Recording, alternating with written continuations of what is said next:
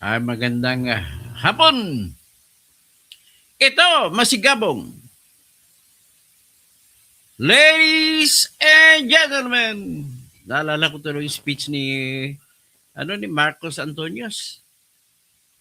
Tsaka ni Marcos Brutus. Friends, countrymen, and lovers, lend me your ears. Ito ngayon, ang ating pag-usapan ay si Saldico ay mag-I shall return na. Sinabi niya na mag-I shall return na siya. At yung pag-I shall return ni Saldico, yari ang dalawang pinakamataas na opisyal ng Pilipinas.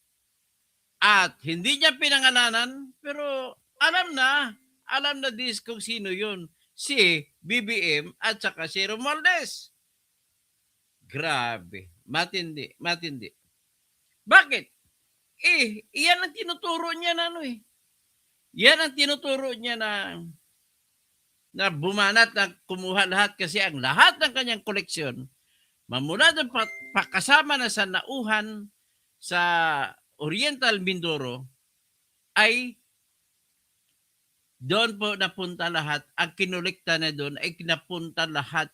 Pati nang galing sa La Union, hindi kinuha niya doon galing kay Edbikyap at hinatid niya kay BBM at hinatid kay Romualdez. So ladies and gentlemen, and now the end is near, and so I face the final curtain. My friends, I'll state it clear and state my case, of which BBM is certain. I planned each studied course, each careful step along the byway, and more, but more than this, I did it my way. Babalik na si Saldico. Sabi ni Saldico, I shall return. Ito, pakinggan natin si Saldico. Pakinggan si Saldico.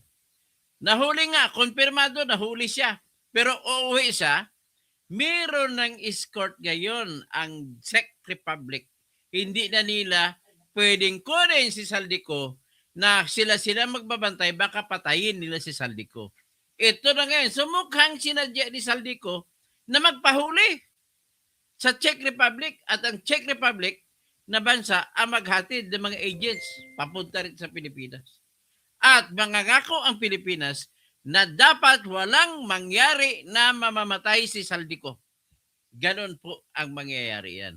Lagot ka na, BBM. Ha? Parang naalala kong hagibis eh. Lingon agad, pagbibabaing dumaan, lalo na pag maganda ang kamatan. Kamatan. Oh, kamatan. Yan ang mangyayari. So ito, pakinggan natin si Saldico. Pakinggan si Saldico. Isa ako sa mga nasangkot sa issue ng flood control project at ngayon ako ay nasa kustodiya na at pauwi na sa Pilipinas sa ilalim ng mga autoridad. Hindi na ako mananahimik. Handa akong isiwalat ang lahat ng aking nalalaman, ang buong katotohanan sa likod ng proyektong ito. Ibubunyag ko kung paano naganap ang sistematikong pag-abuso sa pondo ng bayan at kung sino-sino ang mga nasa likod nito, kabilang ang dalawang matataas na opisyal ng gobyerno na umano'y pasimuno ng katiwalian. Kapag ako ay humarap sa Blue Ribbon Committee, ilalatag ko ang lahat walang itatago. Kung ang kapalit nito ay ang aking pagkakakulong, handa akong panagutan basta't makasama ko sa pananagutan ang mga tunay na mastermind. Kung nais mong malaman ang buong katotohanan, panoorin at ibahagi ang video na ito. Mag-iwan din ng iyong komento. Handa ka na bang malaman kung sino ang nasa likod ng flood control project scandal? Daghang salamat. Yeah. Cebuano na salita. Bicolano salita sa Cebuano. Daghang salamat. Sa background niya, police Czech Republic Czech Republic. Ang police Czech Republic. ay nahuli nga talaga siya ng Czech Republic na pulis. So, ulitin natin, pakinggan, masarap pakinggan, parang musika sa aking tainga. Isa ako sa mga nasangkot sa issue ng flood control project at ngayon ako ay nasa kustodiya na at pauwi na sa Pilipinas sa ilalim ng mga autoridad. Hindi na ako mananahimik. Handa akong isiwalat ang lahat ng aking nalalaman, ang buong katotohanan sa likod ng proyektong ito. Ibubunyag ko kung paano naganap ang sistematikong pag-abuso sa pondo ng bayan at kung sino-sino ang mga nasa likod nito, kabilang ang 2 matataas na opisyal ng gobyerno na umano'y pasimuno ng katiwalian. Kapag ako ay humarap sa Blue Ribbon Committee, ilalatag ko ang lahat walang itatago. Kung ang kapalit nito ay ang aking pagkakakulong, handa akong panagutan basta't makasama ko sa pananagutan ang mga tunay na mastermind. Kung nais mong malaman ang buong katotohanan, panoorin at ibahagi ang video na ito. Mag-iwan din ng iyong komento. Handa ka na bang malaman kung sino ang nasa likod ng flood control project scandal? Daghang salamat. So, daghang salamat, Saldiko. So, yan Kahit na makulong siya, basta makasama na lang itong mga guilty. Kaya ngayon, pag mangyari man yan, ang team song na ngayon, Saldiko, basta't kasama kita, walang mga ngamba. Kulong-kulong kayo rat pareho. Pero handang makulong si Saldiko. Yan ang sinasabi niya. So ngayon, alam na this, anong ibig sabihin yan? Isa na masasabi ko. May escort siya galing mga pulis ng Czech Republic. Dadalhin siya, ihatid siya sa Maynila. Sasalubungin siya ngayon at kailangan masiguro ng Czech Republic pipirma ng kontrata ang Philippine government na kailangan walang mangyari na masama o mamamatay sa loob ng kulungan si Saldiko. So magpapakulong si Saldiko, sigurado ko dadalhin siya sa kulungan kung saan nakakulong ang mga kinasuhan sa flood control project doon sa Nauhan, Oriental Mindoro. So mga taga-Nauhan, panahon na para makaganti kayo.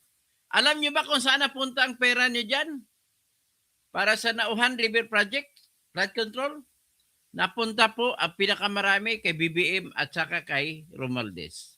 Ang iba napunta kay Congressman Arnan Panaligan. Yan po, yung tatlong yan. Si Saldiko nangulikta lamang. Nang nakulikta na ni Saldiko, hinatid sa kanila yan.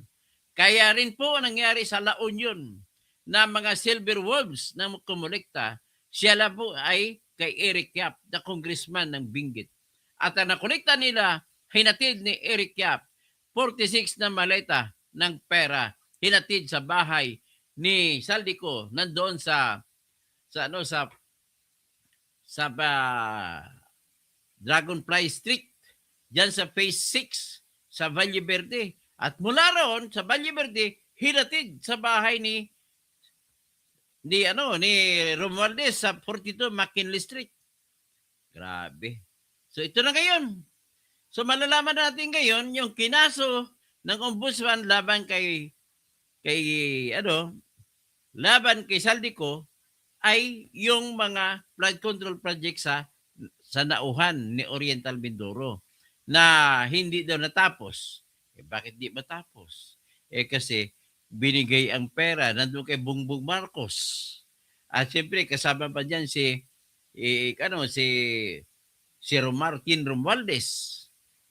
Mayayari din si Congressman Arnan Panaligan. Naku, patay kayo lahat. Gobernador Dolor, panahon na para maipaghiganti mo mga kababayan mo mga Mindoreño. Mga bangyan dyan. Lahat kayo paghiganti kayo ni Saldiko. Si Saldiko hanggang handa makulong.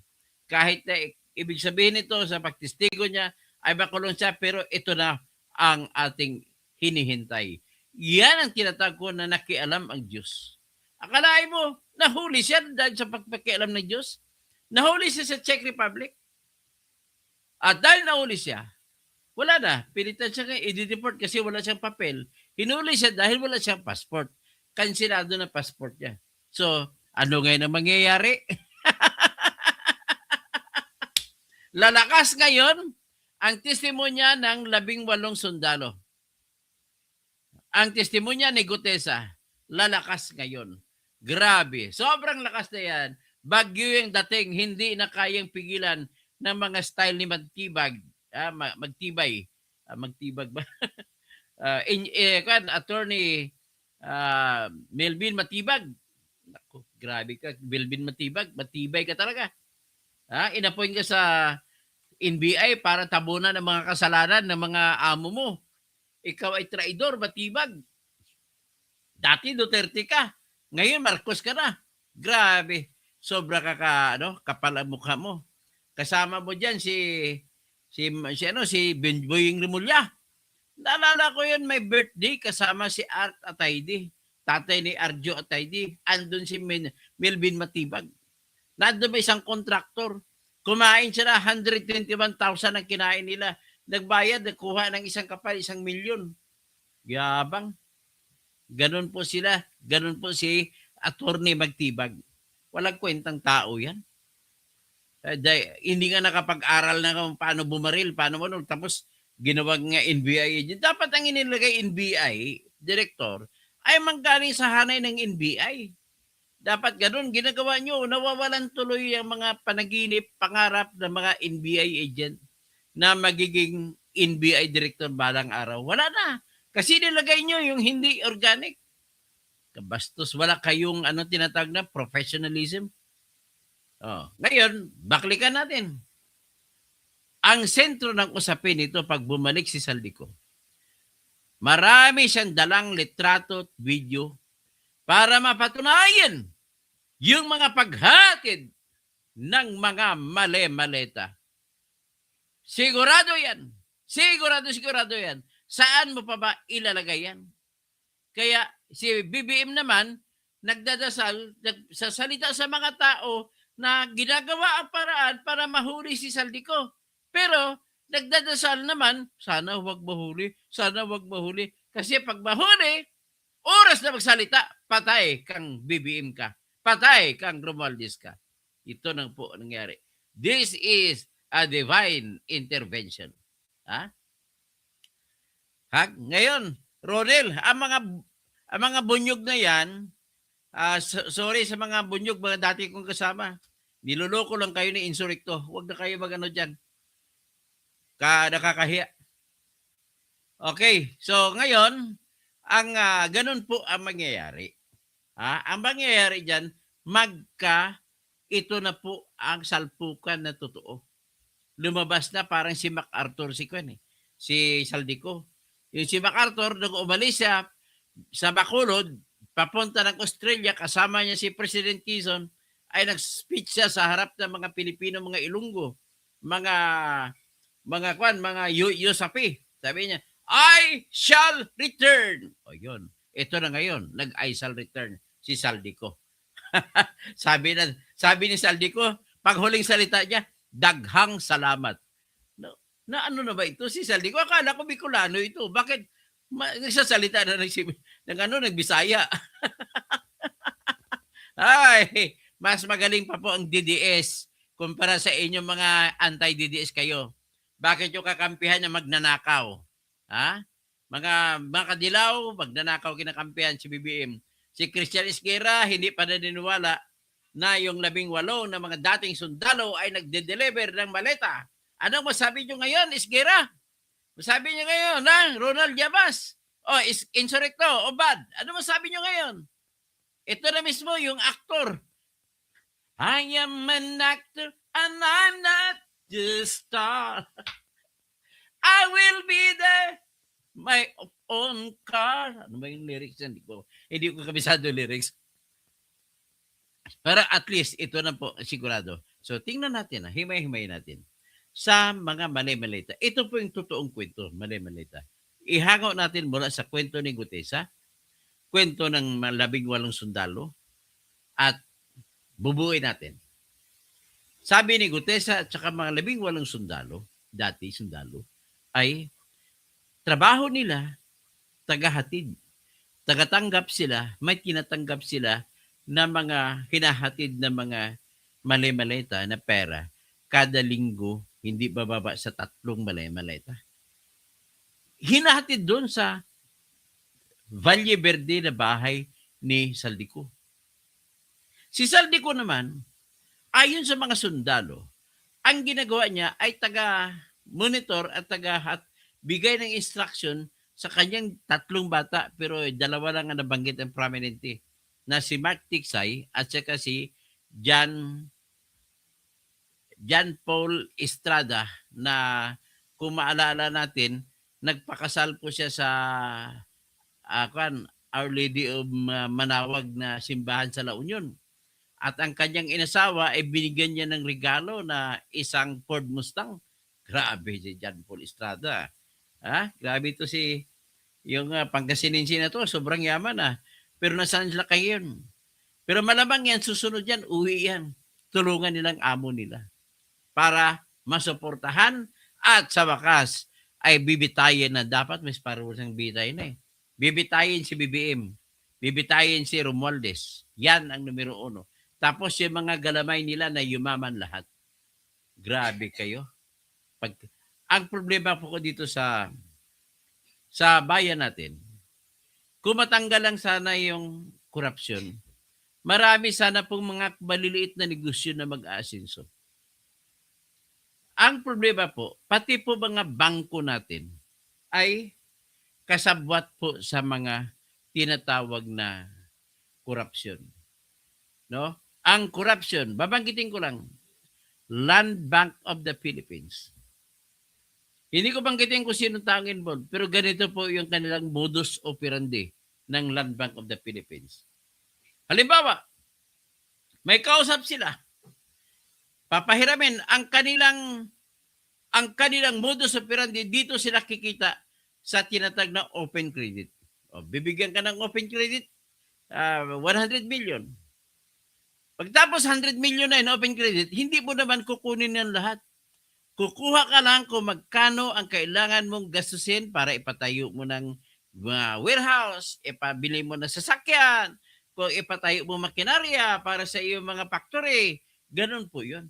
Pero kada kuha mo, ay pipirma ka ng promissory note na ikaw ay kumuha ng pera at i-charge doon sa open credit na 100 million.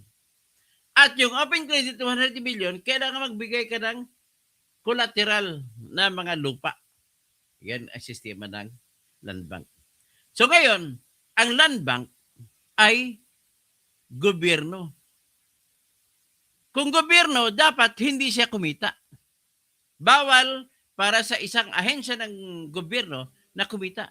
Primarily, ginawa po ang land bank para mamigay ng bayad sa lahat ng mga nabigyan ng lupa ng mga agrarian reform beneficiary. Ang ginawa nila, kinonvert nila ang operation into commercial bank. So ngayon ang ginawa na, sabi ko kanina, bigyan ka ng 100 million na credit. So ngayon, kung 100 million ang credit mo, tingnan natin, sa loob ng 5 taon, magkano dapat bayaran mo after 5 years. Sa batas po sa Pilipinas, hindi ka pwede maningil ng interest na mahigit pa sa 12%. Sa jurisprudence ng Supreme Court, hanggang 12% lamang ang pwede mong isingil.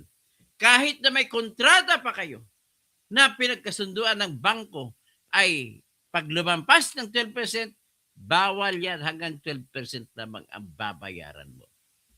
At kung gano'n na mangyari, ay bawal rimatahin ang mga lupa na binigay na collateral na binasi sa interest na mas mataas pa sa 12%. So, yan po ang nangyayari. Ganon po ang sistema ng korupsyon.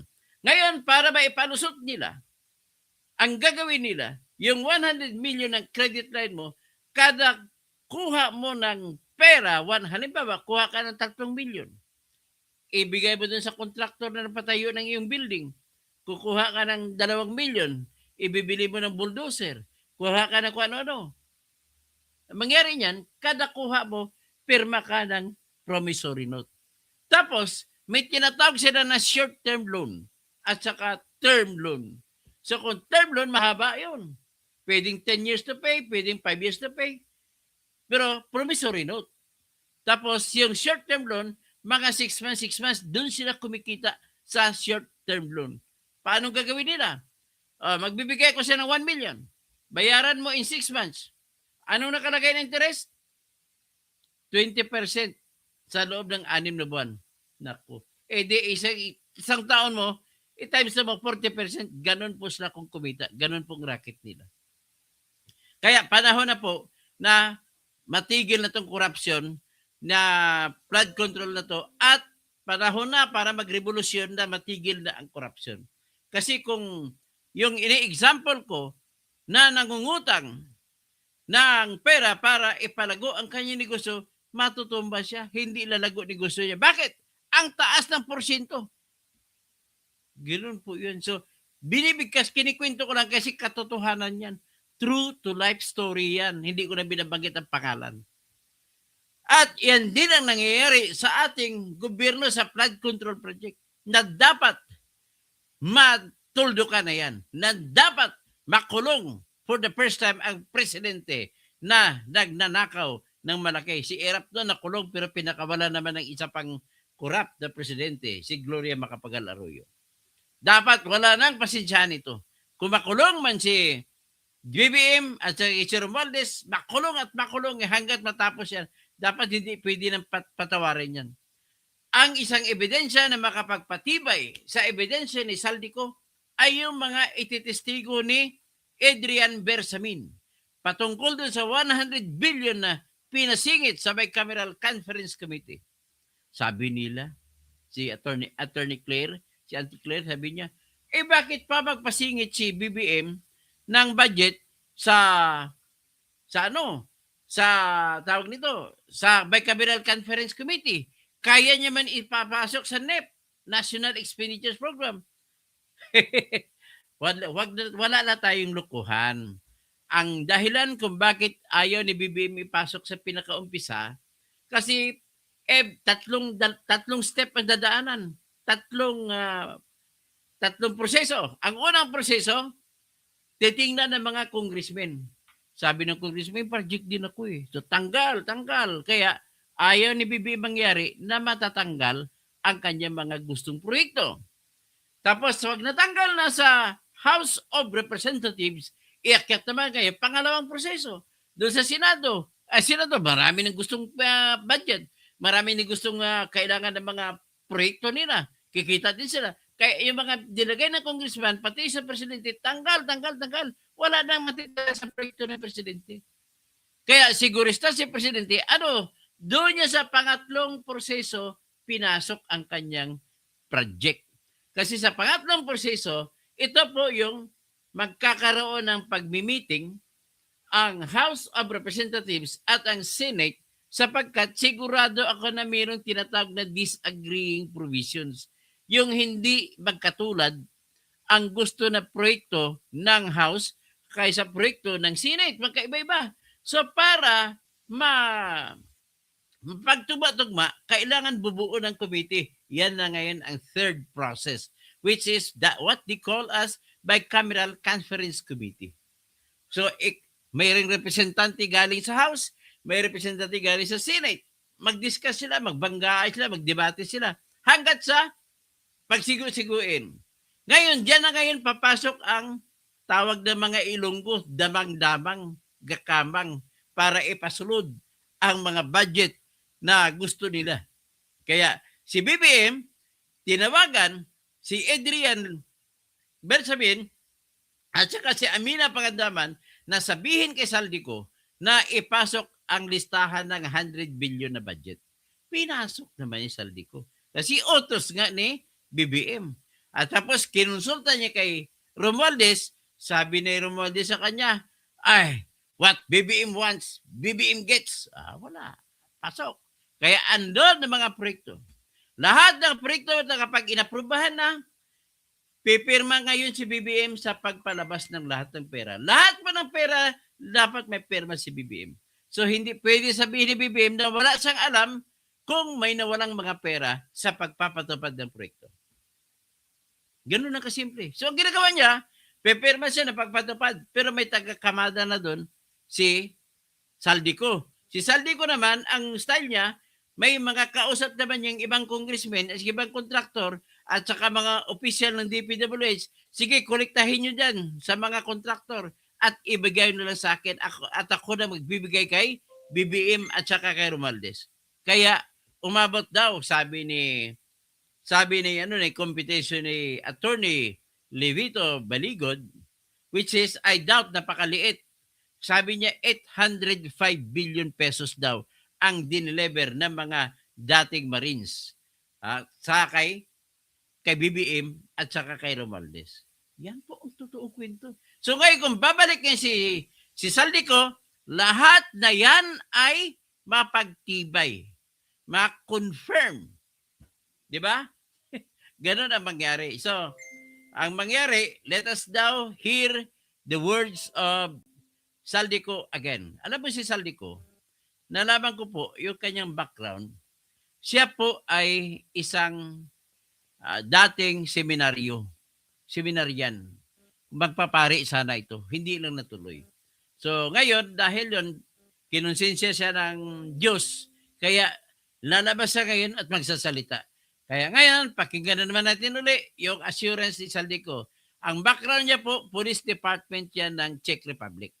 Ayan si Saldico may mensahe sa publiko. Ulitin natin. Isa ako sa mga nasangkot sa issue ng flood control project at ngayon ako ay nasa kustodiya na at pauwi na sa Pilipinas sa ilalim ng mga autoridad.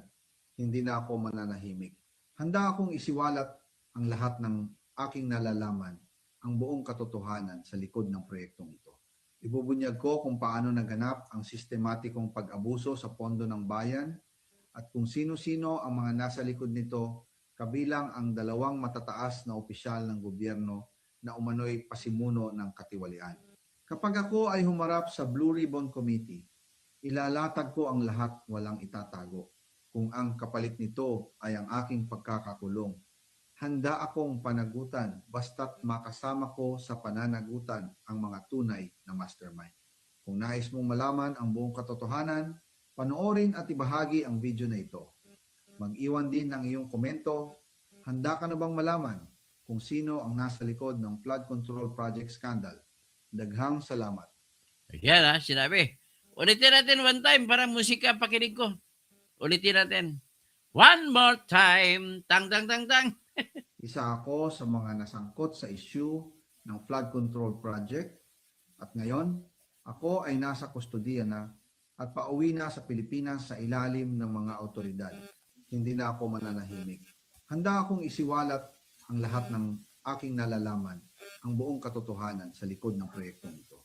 Ibubunyag ko kung paano naganap ang sistematikong pag-abuso sa pondo ng bayan at kung sino-sino ang mga nasa likod nito kabilang ang 2 matataas na opisyal ng gobyerno na umano'y pasimuno ng katiwalian.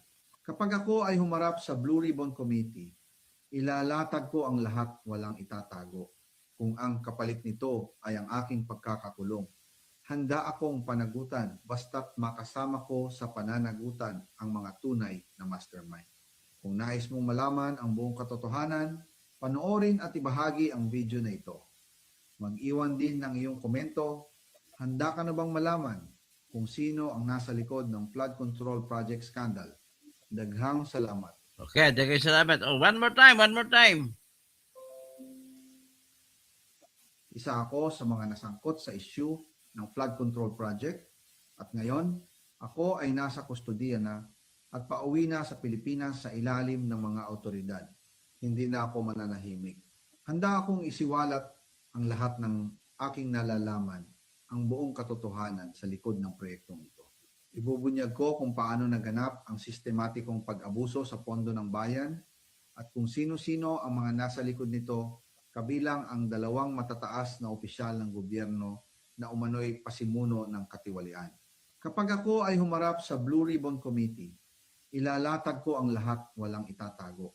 Kung ang kapalit nito ay ang aking pagkakakulong, handa akong panagutan basta't makasama ko sa pananagutan ang mga tunay na mastermind. Kung nais mong malaman ang buong katotohanan, panoorin at ibahagi ang video na ito. Mag-iwan din ng iyong komento. Handa ka na bang malaman kung sino ang nasa likod ng flood?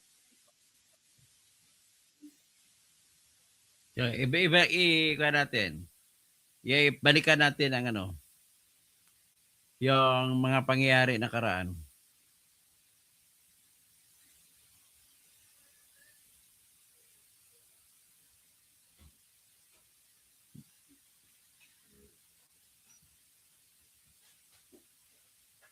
Okay, ito. Hello guys. Hello guys, Wish is here. Nila Pangulong Bongbong Marcos, speaker, ang nag-deliver papunta sa bahay nila Pangulong Bongbong Balikan Marcos, natin ito. Speaker Martin Romualdez, mag-insert or magpasok ng 100 billion worth of projects sa BICAM. Sana po ay hindi nila ako mapatay bago ko mailabas ang lahat. Ginawa ko lang ang utos sa akin, pero ngayon, handa na akong harapin ang lahat. Ginagamit ng administrasyon ang buong resources ng bansa para tumahimik ako. That he will shoot me if I will talk. Gagamitin ako bilang panakipbutas sa kanilang kampanya laban sa korupsyon. Hindi na ako mananahimik, ilalabas ko ang lahat ng katotohanan. May resibo, may ebidensya, at may pangalan. So yan. Kaya ngayon ay hinahamon ko si Ombudsman Remulla kung seryoso talaga siya sa mga sinasabi niya sa kanyang press release na idadamay niya pati si Martin Romualdez kung magbibigay ako ng ebidensya. Patunayan niya ngayon ang pronouncement niya. Imbestigahan niya ang Fraternity Brad at ang kanyang kaibigan na si Speaker Martin Romualdez kung talagang tutupad siya sa tungkulin niya. Imbestigahan din niya si President Bongbong Marcos. Sabi nga ni BBM nung SONA, let's do it right at mahiya naman kayo, hindi po ba? Nananawagan din po ako sa Senado na imbestigahan ang 100 billion insertion ni Presidente. Alam ko po na hindi gagawin ni Ombudsman Remulla ang hamon ko. Pero magaling ang Senado sa investigasyon at ako ay naniniwala na dahil sa kanila, lalabas ang katotohanan. Yung pong listahan ng mga projects, ilalabas ko din kasama ng video na ito. Dahil dito, mas lalong darami ang ipa-file na kaso sa akin. Ginagamit ng administrasyon ang buong resources ng bansa para tumahimik ako, para masira ang aking kredibilidad. Darami din ang banta sa buhay ko at ng aking pamilya. March 2025 pa lang, si Speaker ay nagpaparinig na sa akin sa aming meeting that he will shoot me if I will talk. At pagkatapos niyang sabihin sa akin in a phone call na don't come home, we will take care of you, tumawag ulit si Speaker Martin at sinabihan niya ako na pag umuwi ako will be dangerous. Kasi they might hire someone to do a rub out on me or hire the police to kill me while in jail. Una pa lang ito sa mga gusto kong ibunyag. Marami pa akong dadalhin sa liwanag. Isa na dito ay yung kay Henry Alcantara, ang DPWH boys, ang sinasabi nilang halaga sa ICI ay 21 billion. Hindi po totoo yan. Ang totoong numero ay 56 billion pesos at yung pong halaga na yan ay kay Pangulong Bongbong Marcos at Martin Romualdez na punta lahat. Ilalabas ko po ang buong detalye sa darating na mga araw. Kaunting pasensya pa po. Sana po ay hindi nila ako mapatay bago ko mailabas ang lahat. Sa inyong lahat sa Pilipinas, lalong-lalo na sa aking pamilya, taos-puso akong humihingi ng paumanhin. Ginawa ko lang ang utos sa akin, pero ngayon, handa na akong harapin ang lahat. Uulitin ko po, yung pong pera, wala pong napunta sa akin. Dumaan lang po ang pera sa akin para i-deliver kay Speaker Martin Romualdez at Pangulong Marcos. Salamat sa inyong pag-unawa. Okay. Ang nag-deliver papunta sa bahay nila Ilabas natin. Pangulong Bongbong Marcos. Naubo lang ako. Ilabas natin ulit yung pinakahuling video ni Saldico. Guys, hello! Look, guys! Hello, look. McDo! Makdo bag, ha? And I know this guy's to look this. Guys. Okay, guy. Ito. Ito yung huling video ni Saldico sa loob ng police station ng Czech Republic. Isa ako sa mga nasangkot sa issue ng flood control project at ngayon No.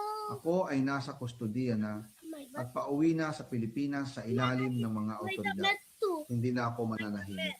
Handa akong isiwalat ang lahat ng aking nalalaman, Ay, dami. ang buong katotohanan sa likod ng proyektong ito.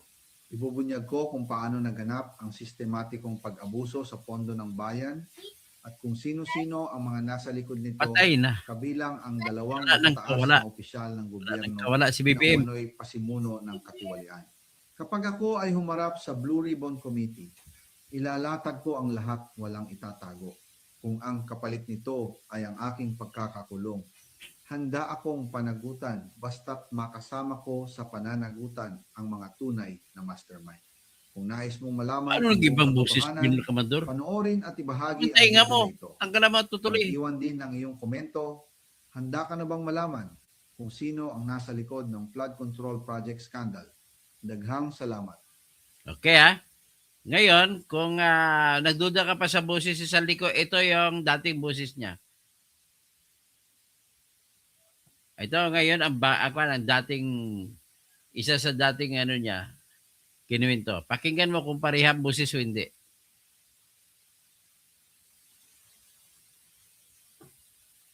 Ang nag-deliver papunta sa bahay O pareho ni ba hindi? Pangulong Bongbong Marcos at Speaker Martin Romualdez mag-insert o magpasok ng 100 billion worth of projects sa BICAM. Sana po ay hindi nila ako mapatay bago ko mailabas ang lahat. Ginawa ko lang ang utos sa akin, pero ngayon, handa na akong harapin ang lahat. Ginagamit ng administrasyon ang buong resources ng bansa para tumahimik ako. That he will shoot me if I will talk. Gagamitin ako bilang panakipbutas sa kanilang kampanya laban sa korupsyon. Hindi na ako mananahimik, ilalabas ko ang lahat ng katotohanan. May resibo, may ebidensya, at may pangalan. Kaya ngayon ay hinahamon ko si Ombudsman Remulla kung seryoso talaga siya sa mga sinasabi niya sa kanyang press release na idadamay niya pati si Martin Romualdez kung magbibigay ako ng ebidensya. Patunayan niya ngayon ang pronouncement niya. Imbestigahan niya ang fraternity Brad at ang kanyang kaibigan na si Speaker Martin Romualdez kung talagang tutupad siya sa tungkulin niya. Imbestigahan din niya si President Bongbong Marcos. Sabi nga ni BBM nung SONA, let's do it right at mahiya naman kayo, hindi po ba? Nananawagan din po ako sa Senado na imbestigahan ang 100 billion insertion ni Presidente. Yan. Ko po na hindi gagawin ni Ombudsman Remulla ang hamon ko. Pero magaling ang Senado sa investigasyon at ako ay naniniwala na dahil sa kanila, lalabas ang katotohanan. Yung pong listahan ng mga projects, ilalabas ko din kasama ng video na ito. Dahil dito, mas lalong darami ang ipa-file na kaso sa akin. Ginagamit ng administrasyon ang buong resources ng bansa para tumahimik ako, para masira ang aking kredibilidad. Darami din ang banta sa buhay ko at ng aking pamilya. March 2025 pa lang, si Speaker ay nagpaparinig na sa akin sa aming meeting that he will shoot me if I will talk. At pagkatapos niyang sabihin sa akin in a phone call na, don't come home, we will take care of you, tumawag ulit si Speaker Martin at sinabihan niya ako na pag umuwi ako will be dangerous. Kasi they might hire someone to do a rub out on me or hire the police to kill me while in jail. Una pa lang ito sa mga gusto kong ibunyag. Marami pa akong dadalhin sa liwanag. Isa na dito ay yung kay Henry Alcantara, ang DPWH boys, ang sinasabi nilang halaga sa ICI ay 21 billion. Hindi po totoo yan. Ang totoong numero ay 56 billion pesos at yung pong halaga na yan ay kay Pangulong Bongbong Marcos at Martin Romualdez na punta lahat. Ilalabas ko po ang buong detalye sa darating na mga araw. Kaunting pasensya pa po. Sana po ay hindi nila ako mapatay bago ko mailabas ang lahat. Sa inyong lahat sa Pilipinas, lalong-lalo na sa aking pamilya, taos-puso akong humihingi ng paumanhin. Ginawa ko lang ang utos sa akin, pero ngayon, handa na akong harapin ang lahat. Uulitin ko po, yung pong pera, wala pong napunta sa akin. Dumaan lang po ang pera sa akin para i-deliver kay Speaker Martin Romualdez at Pangulong Marcos. Salamat sa inyo. Ayan very clear yan. Hindi na ako muna mag-discuss na marami. Pero ang pinaka-madiscuss ko lamang dito ay ganito po yung sitwasyon. Oras na bumalik siya dito, tapos na po. Tapos na, basag na yung makukulong na talaga ito si Bongbong Marcos. At kung si Sara pang presidente, nako, patay kayong bata kayo. Makukulong kayo!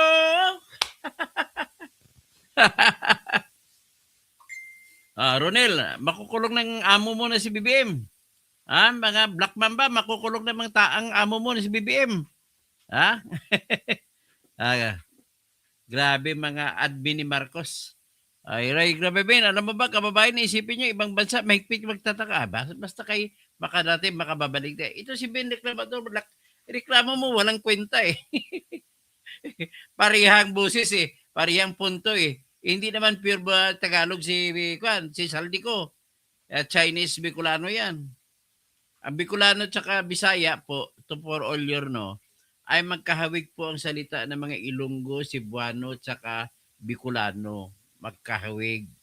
Kaya kagaya sa Ilonggo, ang bakal sa Ilonggo, bakal din sa Bicolano.